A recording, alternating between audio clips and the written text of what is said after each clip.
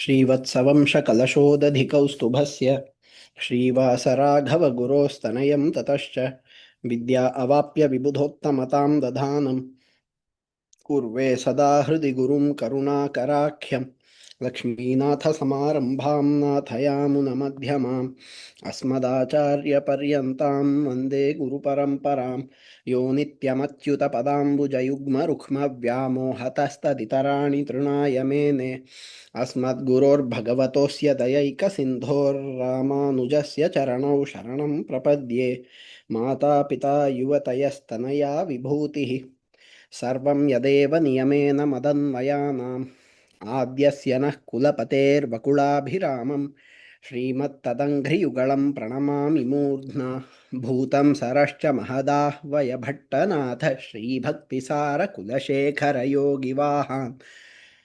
भक्ताङ्घ्रिरेणुपरकालयतीन्द्रमिश्रान् श्रीमत्पराङ्कुशमुनिं प्रणतोऽस्मि नित्यम् श्रीमान् वेङ्कटनाथार्यः कवितार्किककेसरी वेदान्ताचार्यवर्यो मे सन्निधत्तां सदा हृदि.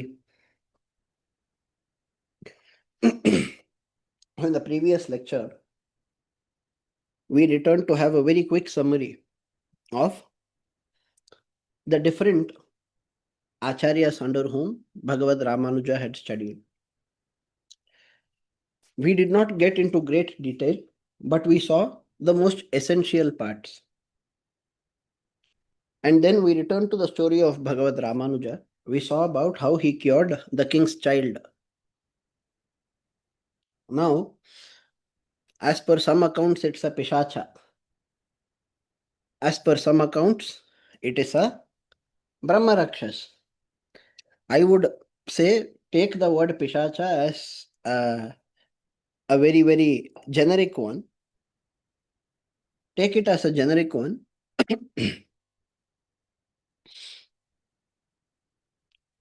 Do not get technical there, because when you read in English and it says the word pishacha, it should not be a problem if you understand it to be a supernatural being. But if you get technically into whether it is a pishacha or a Brahma Rakshas, what does Brahma Rakshas mean? Then we will get into that part. So, if we are to go by Divyasuri Charita, it would say it was a Brahma Rakshas. That is what we consider to be authentic. But when we use words like Pishacha, people are not expected to know much of a difference between the two. Brahma Rakshas will also kill people. Pishacha will also kill people. In which way do you see any difference? Think about it that way. We also saw about Yamunacharya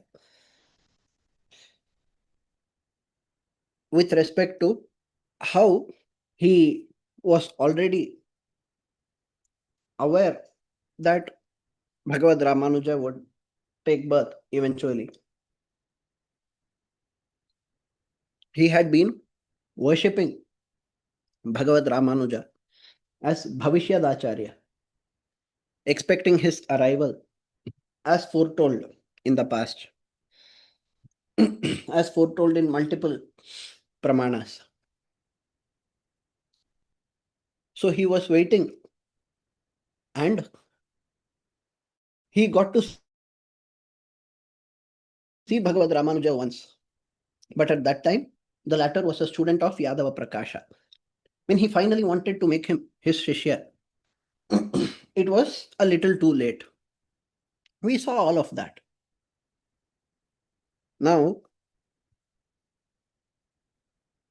the three unfulfilled wishes of Yamunacharya, Bhagavad Ramanuja said, I hereby take a pledge that I will fulfill all of them. It is the least that I can do for this great saint.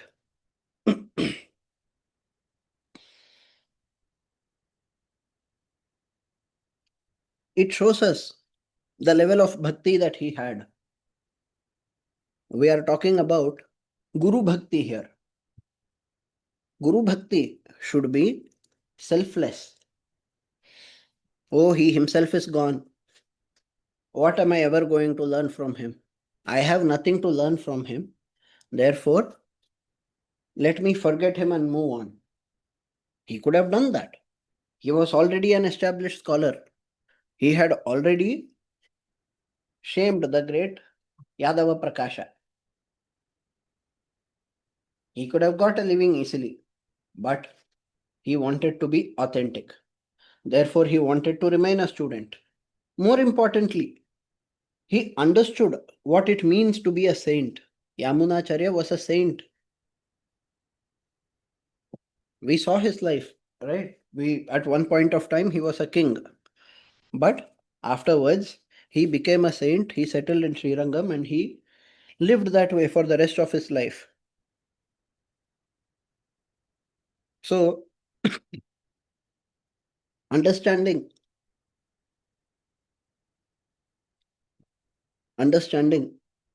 him to be a Parama Sannyasi, understanding him to be a Parama Vaishnava, Bhagavad Ramanuja felt indebted to him, even though he had studied nothing from him. From here, the story continues. So Bhagavad Ramanuja returns. He does not know what to do. He thought Yamunacharya would become his guru, but that did not happen. Unfortunately, that did not happen. What can we do now? Therefore, he asked. Who did he ask? He asked the great Tirukachinambi. Tirukachinambi is none other than the person we call as Kanchi Purna. I have said before, Kachi means Kanchi. So,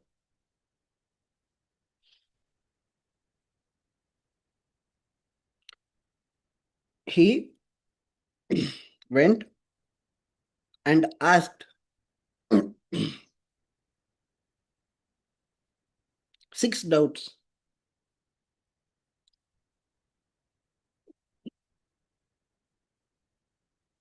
He had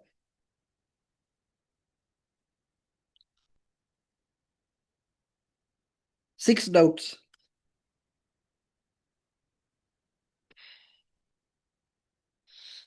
That he decided to ask.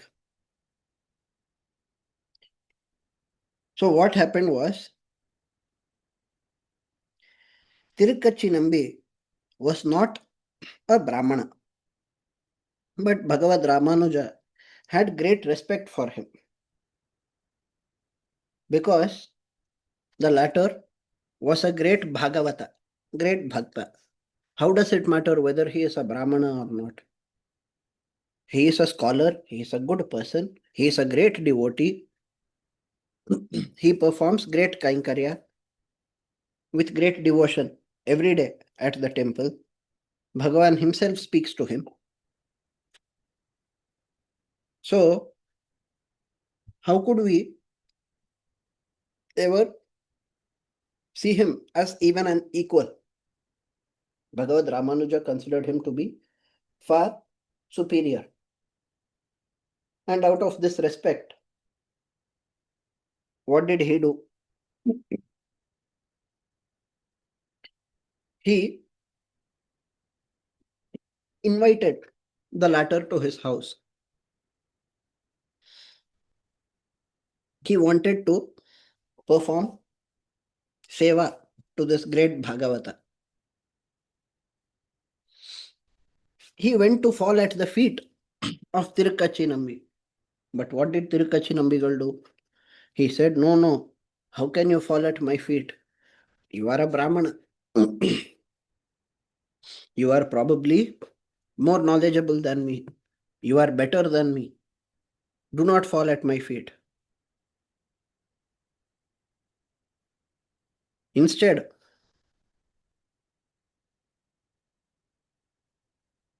Remember the great Yamunacharya. Therefore,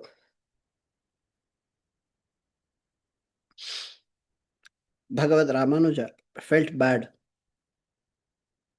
I want to show him my respect, but unfortunately, it is not working out that well. So let me do one thing.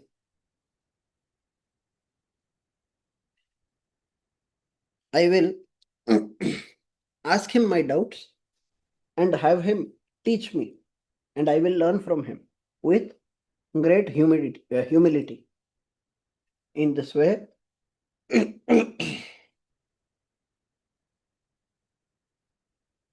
Bhagavad Ramanuja thought. So, Tirukachinambi left Bhagavad Ramanuja's home. After sending him off with due respect, Bhagavad Ramanuja returned. But when he returned, he saw that his wife was cleaning the place where Tirukachinambigal had been. Seeing that, he felt even more hurt. I place him at the possession of my Acharya, but the place where he has been, instead of me paying respects to it, me and my wife should be paying respects to even the place where he has been.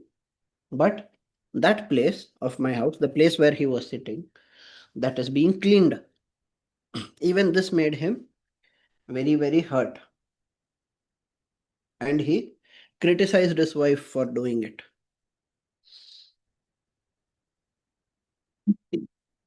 That night, the great Tirukachinambi went to Bhagavan and said, I have some doubts of this person that I would like to ask. Bhagavan said, I am already aware of all of his doubts. Therefore, listen to my answers. And Bhagavan gave the answer.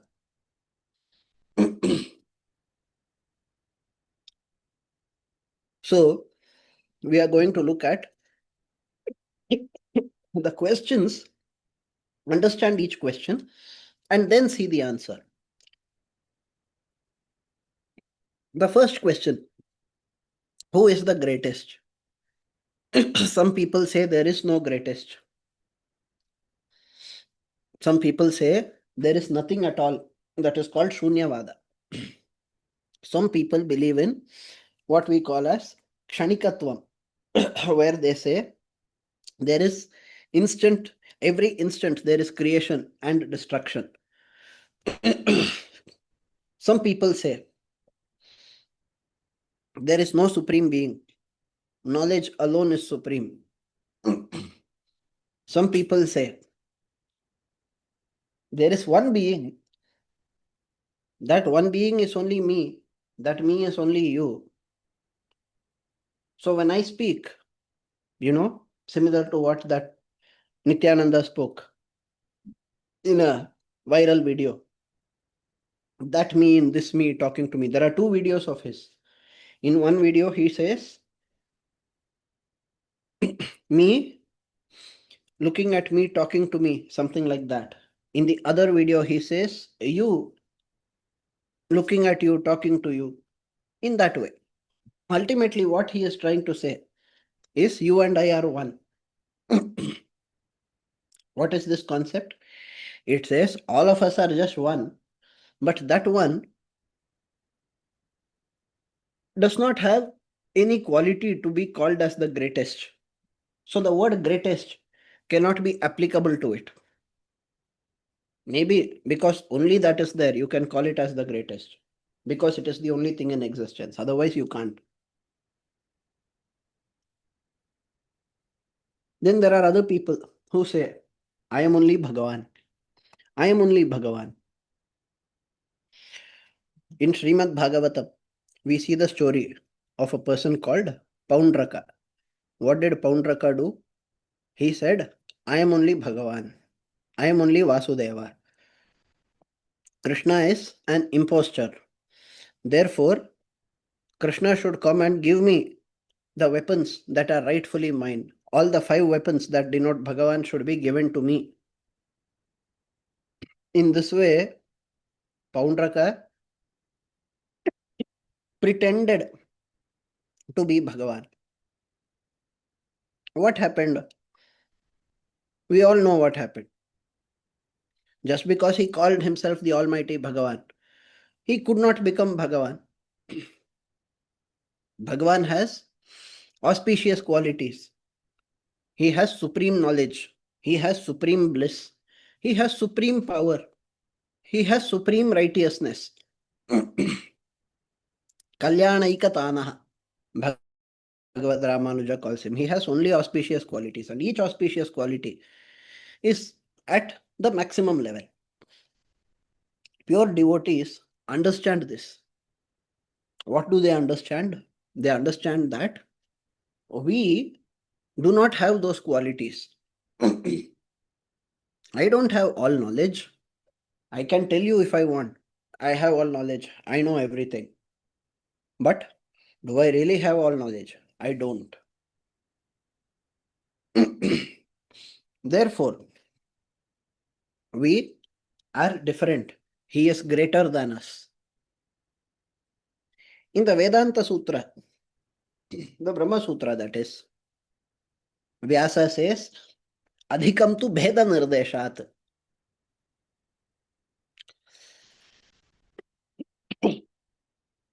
We will come to that point. But let us understand this Adhika, implying more, greater. So there is indeed a supreme being. He is called as Paramatma, Paramapurusha, and so on. The Veda calls him Paramatma.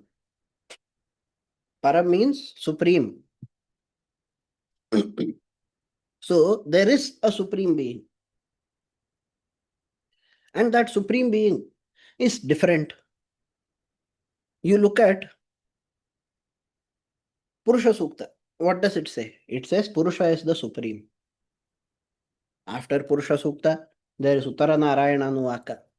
After that, there is Narayana Sukta, which clarifies that the Purusha of Purusha Sukta, Uttara Narayana Nuvaka itself, towards the end, it clarifies his identity.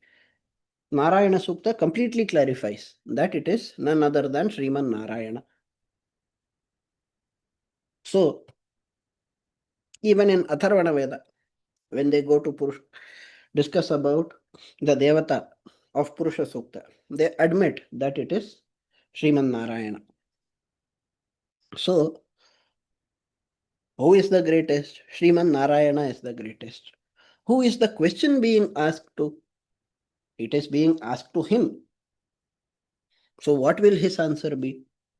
You ask Sriman Narayana who is the greatest. What will he say? He will say, I am the greatest. Therefore, the answer came, Ahameva Param Tattvam.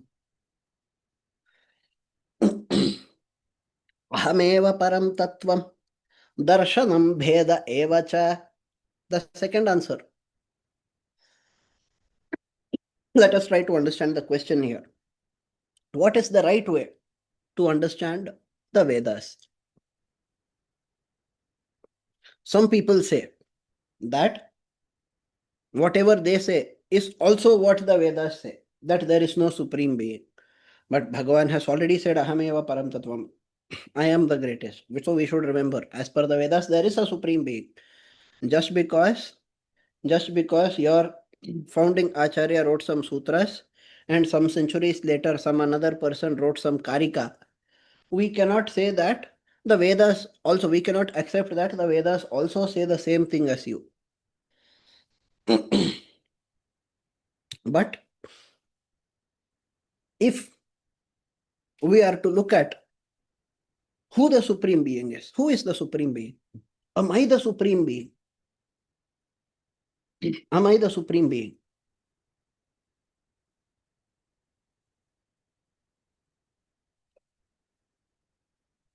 It is a very important question to ask. The minute I start thinking I am the supreme being, I will get bad qualities. So, firstly, we saw that we are not as capable as the supreme being. But more importantly, we should ask, what about the problems that we have? If you see the second question that I have written here, the second bullet point, can we get rid of the self? By self, I am not referring to jivatma. I am referring to the notion of the self. Aham, aham, aham, I, that self, which we call as ahankara. I am the greatest. I am this. I am that. You keep thinking you will have ahankara. You should never do that. We have discussed this in detail before. So, what should you do? On one side, you should discard ahankara. On the other side, you should discard mamakara. Some people do not say I, but say my and mine. This is mine, that is mine. This is my car, this is my building, this is my property. They have this problem. Such people sometimes get into the mode of Poundraka and therefore start saying, I am the greatest, I am Sakshat Bhagavan. Do we need an example? Yes, we have in plenty. Hiranyakashipu. Hiranyakashipu got his powers because he performed tapasya towards Brahma. But after getting the boons, he declared himself to be the supreme being. He said everybody should worship him. He said Vedas should be interpreted in such a way that they declare him to be the supreme being. Look at how evil people become. I am the supreme being. I am the one praised by the Vedas. Worship me. If you worship Vishnu, you will be tortured in prison or you will be put to death. Teach Vedas to my son in such a way that he also understands that the Vedas teach about me as the supreme being. What kind of evil nature is that? This evil has to be questioned. But how do you get rid of this evil? This evil is the result of ahankara and mamakara. I am the greatest. Nobody has defeated me. All the three worlds are mine. So these I and mine are what corrupted Hiranyakashipu. We should get rid of this ahankara and mamakara completely. Of course, we might not be thinking that we are the greatest, we are the rulers of all the three worlds and so on. But somewhere or the other, all of us do have ahankara and mamakara, and we should get rid of it.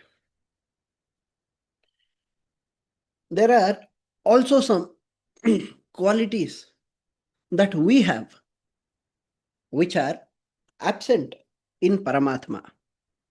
Which qualities are these? Rajoguna and Tamoguna. Every human has all the three gunas, Sattva guna, Rajoguna and Tamoguna. Every human has all the three. But to attain Bhagavan, you should be able to enter a state where you have only Sattva guna. Oh, that should be easy, right? If I keep increasing Sattva guna and decreasing Rajoguna and Tamoguna, automatically I will reach a point where like 60%, 70%, 80%, 90%. Eventually it will become 100%, right? No. The only way to get pure Sattva is by attaining moksha, not through any other means. As you keep trying to improve your Sattva guna, you might again increase your ahankara. Yes, I have become better than before. I have become better than before. Yes, I am so sattvic. Yes, I am so saintly. In that way, pride will come. It is very tricky. Yes, I am giving so much donation. This donation will help me to kill Arjuna. This is how Karna thought. That is very selfish. And karma does not work that way. So, we should discard Rajoguna and Tamoguna. And we should discard Ahankara and Mamakara. The very fact that we have Ahankara and Mamakara, we have Rajoguna and Tamoguna, we are bound by karma. We do not have infinite knowledge. Jnana, Bala, Aishwarya, Virya, Shakti, Tejas. We do not have infinite quantity of any of them. Then, is it right to say that, yes, I accept Sriman Narayana as Bhagavan, but I am only Sriman Narayana. You can dress up like Tirupati Venkatachalapati. You can dress up like Tirupati Balaji. You can have photo ops. You can have people taking videos of you wearing all gold, looking like him. But will you become him? You cannot. Darshanam bheda evacha. Bhagavan says, therefore, the right way to see is to see difference, to realize that you are not there. An empty vessel can be filled. A vessel that is already full cannot be filled. If you already think you are Paramatma, then no spiritual elevation will ever be possible. Therefore, do not get into that trap. Do not get into that trap. It is something that will make you selfish and proud and evil. Whereas you should be selfless and humble and good. Therefore, Bhagavan said, Darshanam bheda evacha. Darshanam bheda eva. Adhikam tu bheda nirdeshat, says Vyasa. Bheda nirdesha. The Veda has said that Paramatma is superior to jivatma. The Veda itself has said at so many places. Therefore, you have to accept that Paramatma is at a superior state than that of the jiva. There is no other way. Once a person asked me, how are you saying that Vedas declare this? I gave some citations.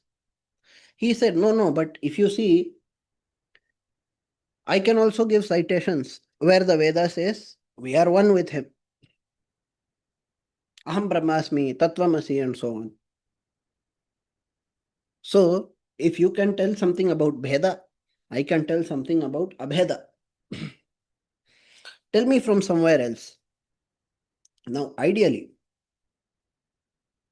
you would imagine me to enter Ghataka Shruti and cite something like Nityo Nityanam, Chetanas Chetananam, Eko Bahunam, or Yasya Atma Shariram, these kinds of parts. But I said, let us start with the basics. Let us start with Purusha Sukta. What does Purusha Sukta say? He said, it says Purusha Evedagam Sarvam, implying that Purusha is everything, that only Purusha exists, nothing else exists. I said, that is not the way in which you should understand. If you understand it that way, it will hit you elsewhere, where it says, Yo devebhya atapati, yo devanam purohitaha, purvo yo devebhyo jataha. So, yah devanam purohitaha. Devanam is plural, but yah is singular. So, you are distinguishing him from the other devas.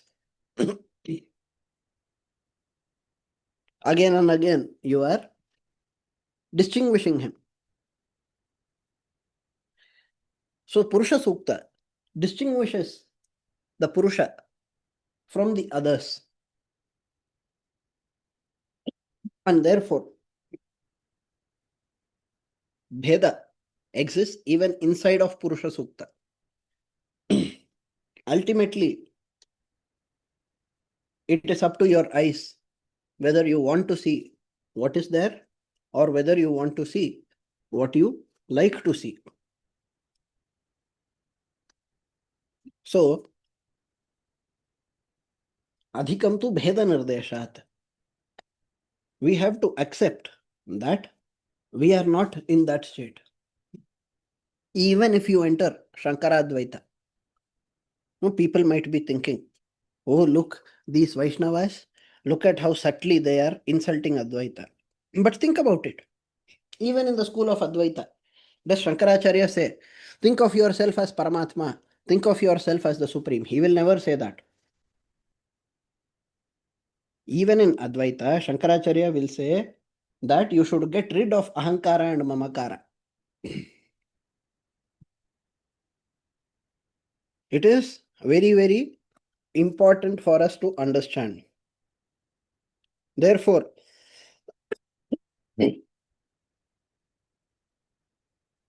we see Shankaracharya saying, Satyapi bhedapagame natha tavaham na mamaki nastvam.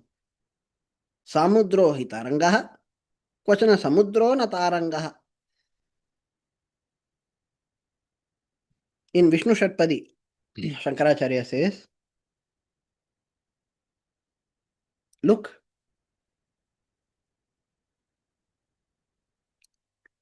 I don't assume myself to be equal to you, even though Bheda has disappeared. I am yours. You are not mine.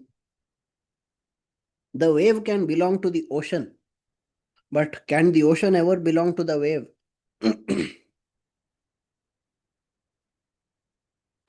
In this way, Shankaracharya is also saying, it is deep philosophy. Many people cannot understand. So, it is very, very, very wrong for us to say, I am the greatest. I am only Paramatma. We should not do that. Darshanam bheda evacha. Okay, how should we attain that supreme state, the supreme state of moksha? Now we know two things. The supreme being exists, the supreme being is different from us. Therefore, we have to attain the supreme being. But how will we do that? That takes us to the next question. What is the practical and the best way for attaining moksha? We ask this for a very valid reason. Very, very valid reason. In Srimad Bhagavatam, there is one shloka. I'm sorry.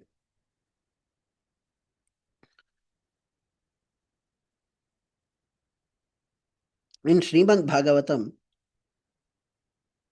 there is a shloka that talks about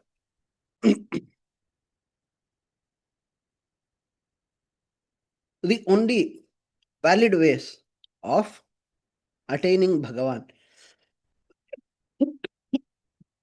Give me a minute, please.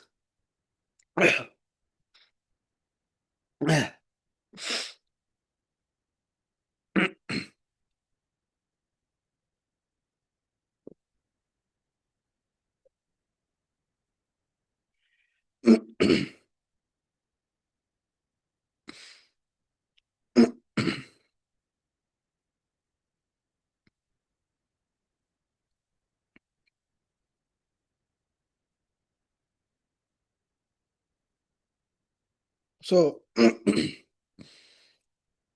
Srimad Bhagavatam, Bhagavan says that there are only three ways of attaining moksha. There are only three ways of attaining moksha. You do not have infinite ways. Some people, in fact, today, many Hindus are willing to believe that there are infinite ways. Let there be infinite schools. Let there be infinite ways. As long as they are Indian, we accept it. But that is very, very wrong. Hiranyakashipu's faith was also Indian, but we cannot accept it as valid. So, every path does not lead to moksha. All roads may lead to Rome, but all roads will not lead you to moksha. Some people go to the extent of saying that in Bhagavad Gita itself, Krishna has given the validity of all the paths because he said, Yathechasi tatha kuru. They forget that Krishna told Arjuna, Oh Arjuna, these are the only paths. This is dharma, this is adharma. I have told you what to do. If you do dharma, it is good for you. If you do adharma, it is bad for you. I have given you the guidance you wanted. Now you take the decision. This does not mean that Krishna says, even if you take a bad decision, that is fine for me. Krishna does not say, even if you say, I don't want to fight the war, after listening to the entirety of Bhagavad Gita, nothing will ever be lost, nothing will be wrong. Krishna does not say that. Krishna is very, very clear. This is good, this is bad, this is right, this is wrong. This is the path to moksha, this is the path to remain in samsara. So if you choose correctly, you can reap the rewards correctly. Now you decide. This is how Krishna has really spoken. So, in Bhagavad Gita, we all know Krishna teaches Karma Yoga, Jnana Yoga, Bhakti Yoga.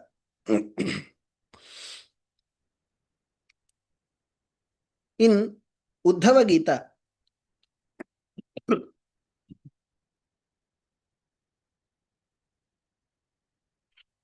we see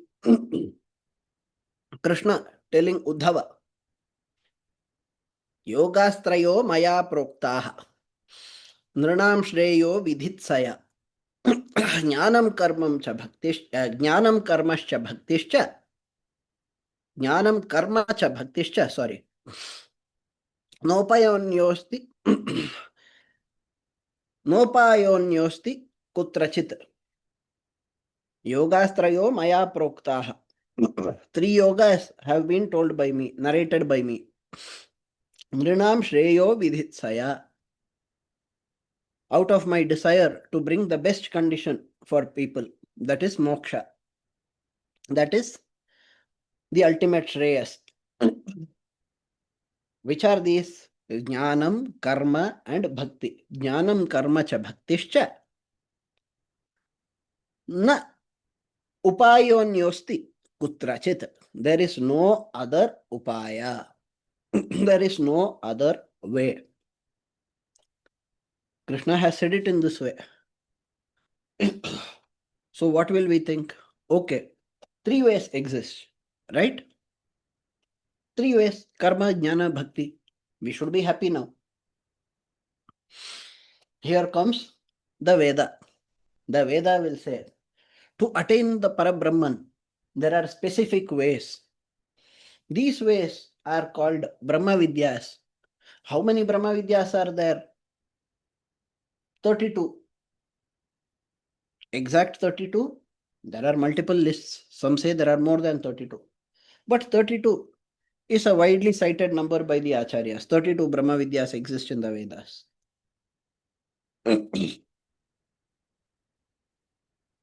So, there are 32 ways to attain Bhagavan as per the Vedas. There are 3 ways to attain Bhagavan as per Bhagavad Gita. How are we to even understand this? Don't worry. Those 32 can be categorized into these 3 itself. No problem. Those 32 can be categorized into these 3. Therefore, there is no issue. So, how many ways are there? 3 ways. Okay. But do they have problems with them? Yes, they have problems. We have discussed this part in detail before. It is very difficult to be a karma yogi. That every single action you do, you offer it to Bhagavan. You think you are not the doer, he is the doer. You are doing karma phala tyaga for every single action. Does it work that way all the time? It's very, very difficult to be in that mode. It's extremely difficult. And karma yoga is not just about karma phala tyaga. You have to specifically take up some type of karma yoga, like how Bhagavan explains in the Gita, Dravya yajna, tapo yajna, yoga yajna, tapare. द्रव्य यज्ञास्तपो यज्ञ योग यज्ञस्तथा परे स्वाध्याय ज्ञान यज्ञाश्च यतयः संशितव्रताः अपाने जुह्वति प्राणं प्राणे पानं तथा परे प्राणापानगतिरुद्ध्वा प्राणायाम परायणाः अपरे नियताहारः प्राणान् प्राणेषु जुह्वति. Bhagavan is listing so many different ways: Dravya Yajna, Tapo Yajna, Yoga Yajna, Swadhyaya Jnana Yajna. 5.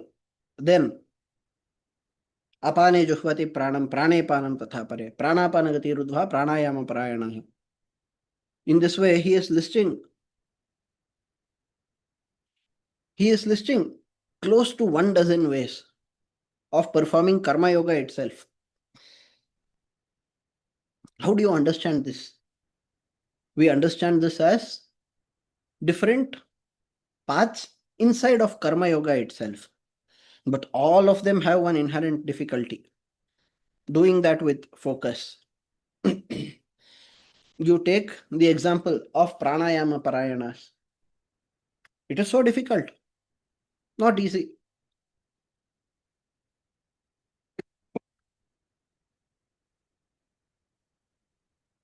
You look at tapo yajna, where people perform krichra, chandrayana, and so on.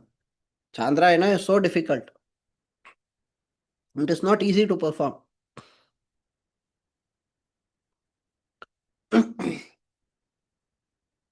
So, what we assume to be simple is not that simple.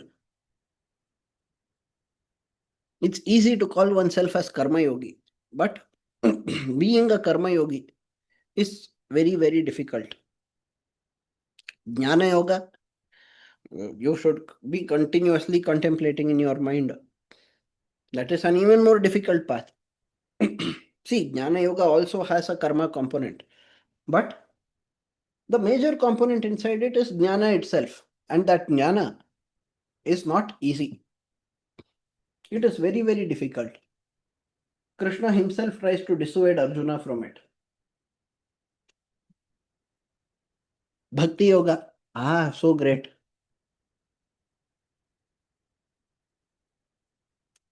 But Tailadharadivat Bhakti yoga, how do you perform that? Again, difficult.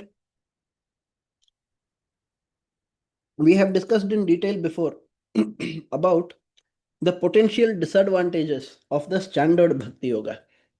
Then we said there is a special case of Bhakti yoga, which is often called as something that exists outside of Bhakti yoga itself. That is called prapatti or sharanagati. Prapatti means sharanagati, both mean the same thing. So the path of sharanagati, which is indeed one of the Brahma Vidyas called Nyasa Vidya. We have discussed in detail before about the differences between Bhakti Yoga and Prapatti Yoga. That path is very helpful, and it is helpful in multiple ways. Even for the Bhakti Yogi to perform Bhakti Yoga properly, he has to perform Anga Prapatti. But the Prapatti Yogi, he has to perform Prapatti once. If he does it properly, then no need to worry. Sakradeva prapannaya tavasmiti chayachate abhayam sarva bhutebhyo dadamyetat vratam mama, said Bhagavan. Therefore, we do not have to worry. Bhagavan is there. He will definitely help us. So, sarvadharman parityajya mamekam sharanam vraja. That sharanagati is the upaya. Therefore, Bhagavan said, upayeshu prapatti syat. Upayeshu prapatti.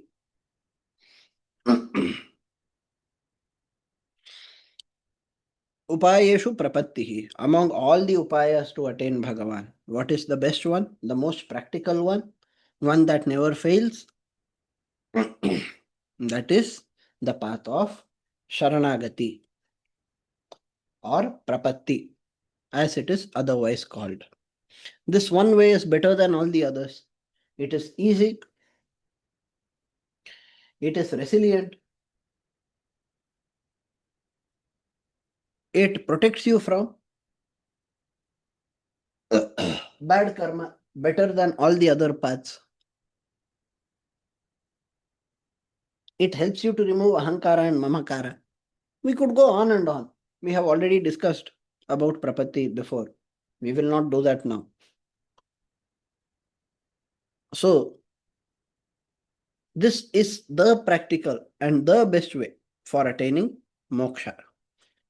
Upayeshu prapattihi. Okay. What next? Antima smriti. Should we be perfect to attain perfection? I keep saying Rama, Rama, Rama, Rama, Rama, Rama, Rama, Rama, Rama, Rama, Rama, Rama, Rama, Rama, Rama. My entire life. Is it possible? No. At some point, I will stop. Maybe I will drink water. Maybe for a second, I will forget Bhagavan. As soon as I remember, I will again start saying Rama, Rama, Rama, Rama, Rama, Rama, Rama. Okay. There was a great sage called Bharata. What happened to him? We all know. At the end of his life, he thought about a deer and therefore he became a deer. We have seen his story before. As he thought about a deer, he ended up becoming a deer. We don't want that. Therefore, what should our Antima Smriti be? Whatever you think about in the last moments of your life, that is called Antima Smriti. Whatever you think about in the last moment of your life, you become that in your next life. The Shastras have said so. That sage thought about a deer and therefore he was born as a deer. Therefore, if you want moksha, what should you think about in your last moment? You should think about Bhagavan. If you think about Bhagavan in your last moment, you will definitely attain Bhagavan. This is said by the scripture. During the last moments of one's life, you are supposed to recite some mantras in his ear. If you don't know the mantras, if you are not qualified enough to recite the mantras into the ears of your father, at least recite Rama, Rama, Rama. Recite the name of Rama in his ears. This is how the Acharyas have taught us. Tell the name of Rama to him. He will hear Rama. He will think about Rama. Even thinking about the name will automatically give him the phala. Such a great concept that we have. But how practical is it? How practical is it? A great sage, hermit, living secluded life, away from humans. He ends up thinking about an animal. We live here with humans and we are already living like animals. We have 100 people to think about, 200 other things to think about. I don't know what I'll be thinking when I'm dying. Maybe I'll be thinking how many comments came or how many likes came to my YouTube video, how many subscribers came to my YouTube channel, how many people watched my Instagram live. If I'm going to think that way during the moments of my death, then please don't ask me what I'm going to be born as next. One thing is for sure, I will not get moksha. Antima Smriti, right? In a world of distractions, in a world that is full of distractions, you have your son, you have your daughter, you have 100 things to think about. Older people, once they retire and keep watching TV day and night, they have their soap operas to think about. Oh, in yesterday's episode, this was happening. What would happen in today's episode? Will I be alive to see today's episode? People keep thinking about all sorts of things. All sorts of things. Then there are some people who are patriotic. I wish I could have done more for my country. I have done everything for my children. Therefore, I can rest in peace. Different people think in different ways at the time of their death. How many people think about Bhagavan? Even if you teach them that in their last moments they should think about Bhagavan, would they be able to think only about Bhagavan in their last moments? It's a very, very big question. I know that in my last moments, if I think about Bhagavan, I will attain Bhagavan. But when those last moments really come, will I have the capability to think about Bhagavan? It is not that easy. In fact, it is very, very tough. It's extremely difficult. Therefore, the question is, do we need an Antima Smriti? Or can we live without it?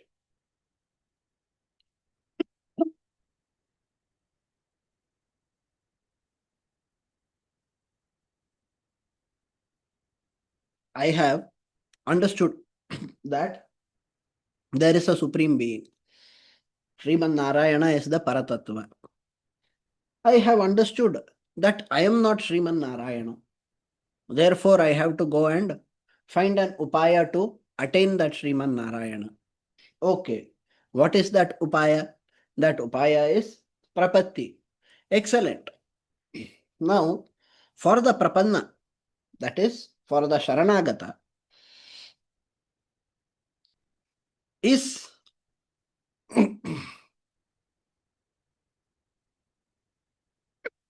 it mandatory for me to remember Bhagavan?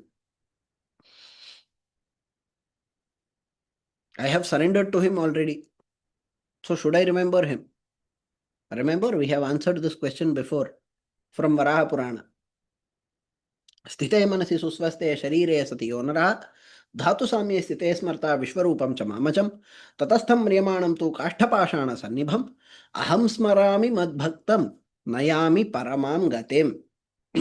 Bhagavan says, I remember my bhakta. Tatastham mriyamanam tu kashtapashana sannibham. That fellow is dying. The funeral pyre has been readied. The only thing left is, like, within the next few seconds he will die and immediately he will be put on that wood and the burning process will start. They have readied everything. He is in that kind of a state. But as a healthy person, when he was capable, when he was physically and mentally healthy, he thought about me and he surrendered to me and he contemplated on my Vishwarupa. Which Vishwarupa? Not the Vishwarupa that Arjuna saw. Vishwarupa implying Bhagavan is the Vishwarupa, the very concept of Vishishtadvaita.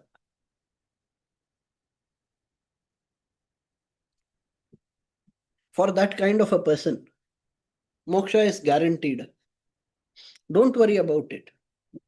Oh, are you worried that scripture says he needs Antima Smriti? I will ensure he gets Antima Smriti. Even if he does not think, I will think about him somehow or the other. Don't worry. How does one get moksha? I grant moksha. And I have decided that one who surrenders to me will get moksha. Therefore, you don't have to worry about Antima Smriti. Antima Smriti Varjanam. So, Ahameva Param Tattvam Darshanam Bheda Evacha Upayeshu Prapatti Syat Antima Smriti Varjanam. This is how Bhagavan has answered 4 questions. of Bhagavad Ramanuja through the great Shri Kanchi Purna. About the remaining two questions, we will see in the next lecture. For now, if you have any question, feel free to ask.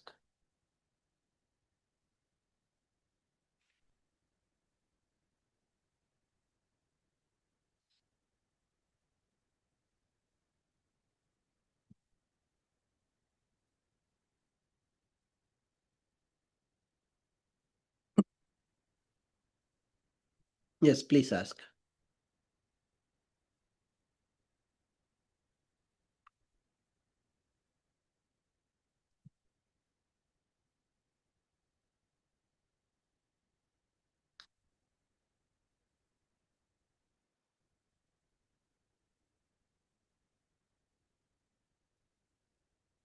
What if someone dies in their sleep? How will they remember Bhagavan? Bhagavan remembers them, no. That is what Bhagavan is saying. What if they die in seconds in a nuclear attack? See, there are two things. A person in the dream might be able to see Bhagavan. There is a possibility. Since you mentioned sleep, it is possible that he is dreaming about Bhagavan and dying. It is possible that he wakes up for 1 second, that 1 second he remembers Bhagavan and then he dies. No matter which case. What if they die in seconds in a nuclear attack? Oh, that's a very oddly specific kind of worry that you have. I can guarantee to you that we are not expecting any nuclear attack, at least in the near future. But even if there be a nuclear attack, as people who surrender to Bhagavan, once we have surrendered, we will not have to worry. Bhagavan says, Aham smarami mad bhaktam nayami paramam gatim. I remember my bhakta and I grant that paramagati, which is moksha. So you don't have to worry. Will I remember Bhagavan? Will I forget Bhagavan? What will I be thinking? What if I don't even know that I am dying? You don't have to worry. Bhagavan will take care of everything. He will ensure that you get moksha. That is what matters.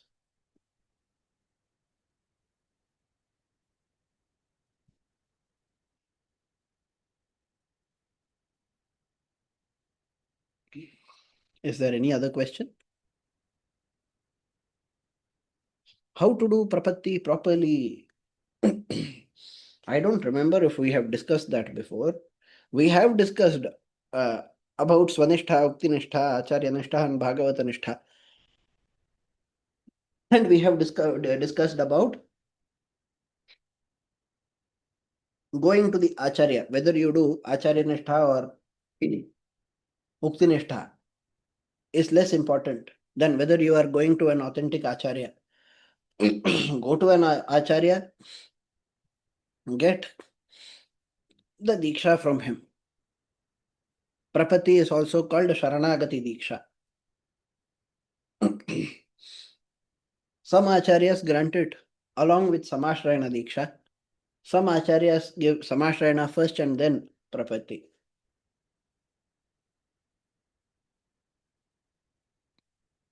Prapatti also has components. We have discussed about them in previous classes. Which ones? Anukulyasya sankalpaha, pratikulyasya varjanam, rakshishyati iti vishwasaha, and so on.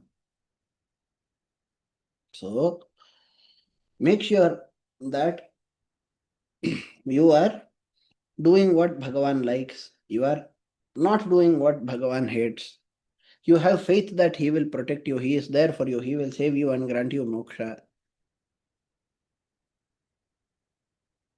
No matter how bad your past, he has the ability to clean you completely and get rid of all your sins. Like how a mother cow would lick its calf clean in that way. The mother cow will not care how dirty the calf has become. The calf is its child. The cow will show so much love for the child. The mother cow will show so much love for the child. It does not matter if my child is dirty. He is still my child. I will clean him. I will ensure that he is good, in a good state. In that way, the mother cow thinks about the calf. That attitude is shown by Bhagavan. That quality, we call it as Vatsalya. Vatsa refers to the calf. The quality of the cow, the way the cow sees the calf, that love and affection, Bhagavan shows it. Therefore, we call that particular auspicious quality of Bhagavan as Vatsalya.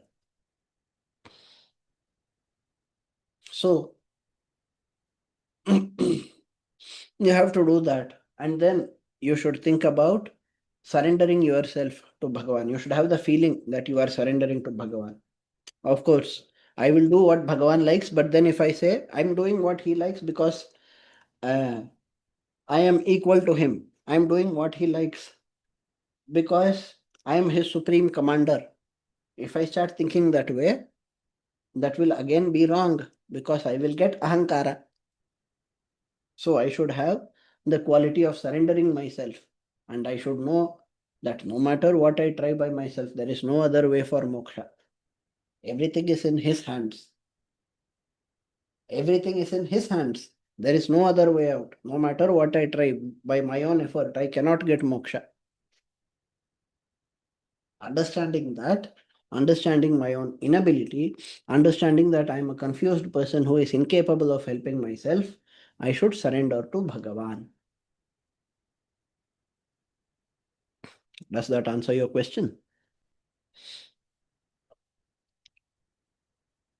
Should we think that all good qualities we have are because of Bhagavan's Kripa? Yes, definitely. We ourselves are there only because of Bhagavan's Kripa. Then all the good qualities that we have, they will also be only because of Bhagavan's Kripa, no?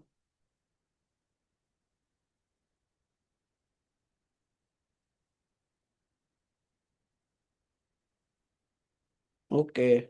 Thank you so much for attending.